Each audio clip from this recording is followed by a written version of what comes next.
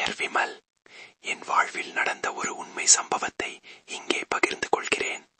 இந்த கதையின் நாயகி எனது அண்ணி பிரியா. அவர் எனது பிரியப்பா மகனின் மனைவி.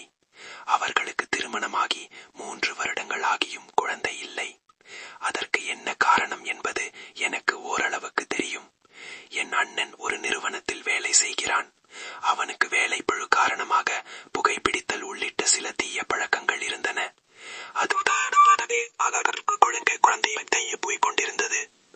ஆரம்பத்தில் எனக்கு அண்ணி மீது பெரிய ஈர்ப்பு ஏதும் இல்லை. நான் என் போக்கிலேயே அமைதியாக இருந்தேன். அண்ணன் வேலைக்கு சென்ற பிறகு அண்ணிக்கு தேவையான உதவிகளை நானே செய்து வந்தேன். அண்ணியை பற்றி சொல்ல வேண்டும் என்றால் 25 வயதில் மிக அழகான தோற்றம் கொண்டவர். ஒருமுறை அண்ணியை துணிக்கடைக்கு அழைத்து சென்றிருந்தேன். அங்கு வேலை செய்தவர்கள் என்னை அண்ணியின் கணவர் என்று தவறாக நினைத்து கொண்டனர். அவளுக்கு தேவையான துணிகளை என்னை தேர்ந்தெடுக்க சொன்னார்கள். அண்ணி அதை சிரித்து கொண்டே என்னிடம் சொன்னாள். ஆனால் அவர் எடுக்க வந்தது உள்ளாடைகள். எனக்கு அவர் அளவு தெரியாததால் நான் தயங்கி நின்றேன். அங்கிருந்த பெண்மணி சொந்த மனைவியின் அளவு கூட தெரியாதா என்று கிண்டலாக கேட்டார். நான் வெட்கத்தில் அமைதியானேன். அதன் பிறகு வீட்டுக்கு வந்த சில நாட்கள் நான் அண்ணியிடம் சரியாக பேசவில்லை.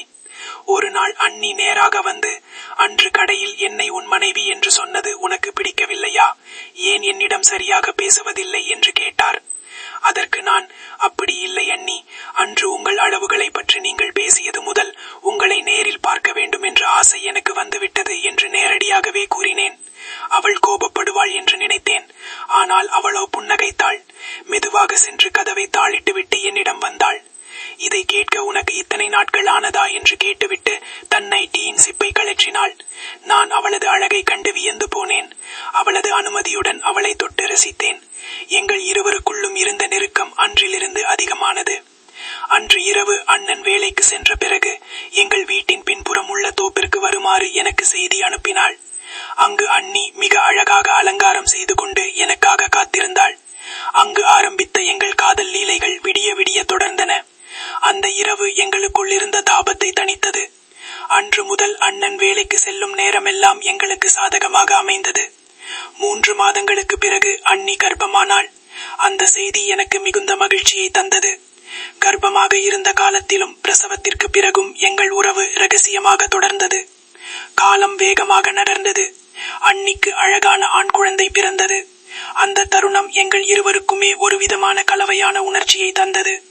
அண்ணன் அந்த குழந்தையை தனது வாரிசு என்று எண்ணி உச்சி முகர்ந்து கொண்டாடினார். ஓர் உலகிற்கு அது அண்ணனின் பிள்ளை. ஆனால் அந்த ரகசியம் எனக்கும் அண்ணிக்கும் மட்டுமே தெரிந்த ஒன்றாக இருந்தது. குழந்தை பிறந்த பிறகு அண்ணி சில காலம் தனது தாய் வீட்டிற்கு சென்றிருந்தார். அந்த 2 மாதங்கள் எனக்கு நரகமாக இருந்தது. அண்ணியின் நினைவும் என் ரத்தமான அந்த பிஞ்சு குழந்தையை பார்க்க வேண்டும் என்ற துடிப்பும் என்னை வாட்டியது. ஆனால் 2 மாதங்கள் கழித்து அண்ணி மீண்டும் வீட்டிற்கு வந்தபோது எங்கள் வாழ்க்கை பழைய நிலைக்கு திரும்பியது. அண்ணி வந்த 2வது நாளே அண்ணன் வேலைக்கு சென்ற சமயம் பார்த்து நாங்கள் மீண்டும் நெருக்கமானோம். அண்ணி குழந்தைக்கு பால் கொடுப்பதை விட எனக்கு பணிவிடை செய்வதிலேயே அதிக ஆர்வம் காட்டினாள். அவளது அன்பு ஒரு தாயாகவும் காதலியாகவும் என்னிடம் பொழிந்தது. ஒரு நாள் மாலை அண்ணன் வழக்கத்திற்கு மாறாக சீக்கிரமே வேலை முடிந்து வீட்டிற்கு வந்துவிட்டார். நாங்கள் இருவரும் அறையில் நெருக்கமாக இருந்த சமயம் அது.